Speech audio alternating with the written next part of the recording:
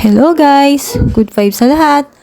For our recipe for today, gagawa ko ng homemade chicken liempo and special gravy. Instead na bumili kayo ng liempo sa labas na napakamahal na, ito naman ay pwedeng-pwede niyong gawin sa bahay lang using just few simple ingredients. Especially ngayon, malapit ng mag-bar months, pwedeng-pwede niyo itong ihanda sa Pasko at New Year. Makakatipid pa kayo, di ba? At napakasarap naman ang magagawa ninyo. For sure. Kaya tara guys, at samahan nyo akong gumawa ng homemade chicken liempo at special gravy. So meron ako ditong 1 whole chicken. Nilagyan ko na ng salt at minasage ko na sa lahat ng parts ng chicken yung salt.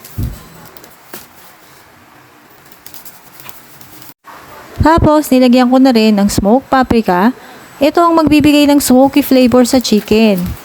Kasi ito naman ay hindi natin iihaw dun sa uling. Kasi dito, ilalagay natin siya sa oven. Ibe-bake natin siya. So, pag nilagyan natin yan, yung lasa niya is parang inihaw mo na rin or ginrill mo na rin sa uling. Tapos, naglagay na rin ako ng black pepper at minasage sa buong chicken. And then, naglagay na ako dyan ng freshly squeezed na calamansi juice. At minasage ko na rin sa buong chicken.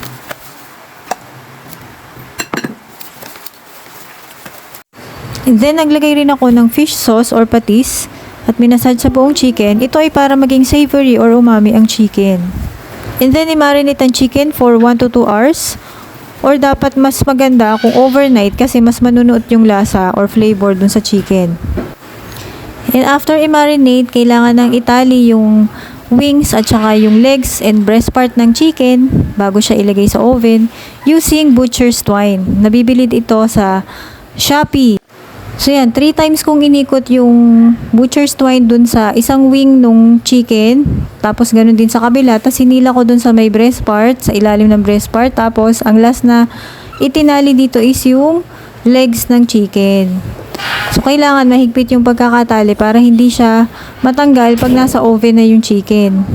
Nga pala guys, sa pagmamarinate ng chicken, pwede nyo itong lagyan yung loob niya ng garlic. Kaya lang di ko na nilagyan dito kasi lalagyan ko rin naman siya ng tanglad. Tapos naglagay din ako ng tanglad sa loob ng chicken.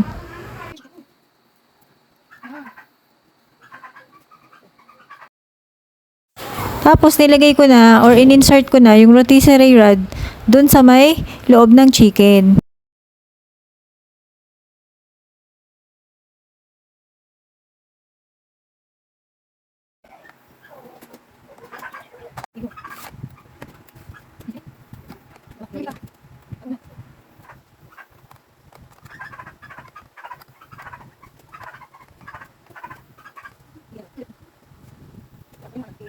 So ngayon, ready na ilagay sa oven ang chicken.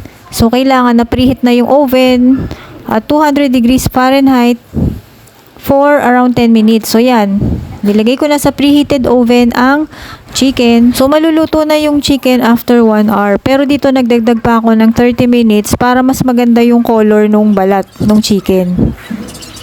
Ayan, so yan na yung result. Diba guys? Napakaganda ng color. So next, gumawa naman ako ng special gravy. So naglagay na ako dyan ng water. Then soy sauce. And then yung flour. And then evaporated milk. Tapos naglagay din ako ng 1 piece beef broth cube. At naglagay rin ako ng 5 spice powder na mas lalong magpapasarap sa gravy. Mabibili nyo yan sa Shopee. Naglagay rin ako ng 2 tablespoons butter. At hinalo hanggang sa kumulo. At kailangan ma-mix nyo lahat, thoroughly, ang lahat ng ingredients. Nung kumulo na, nilagay ko na rin ng sugar, ang last ingredient. Tapos, haluin ng mabuti. At yan, okay ng gravy.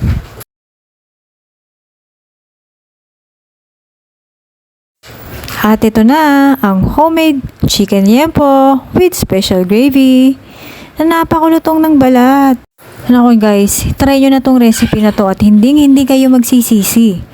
Pwede nyo itong ihanda sa mga special occasions like birthdays, fiesta, at sa Pasko at New Year. At napaka-budget friendly pa nito versus kung bibili kayo sa labas ng chicken liempo.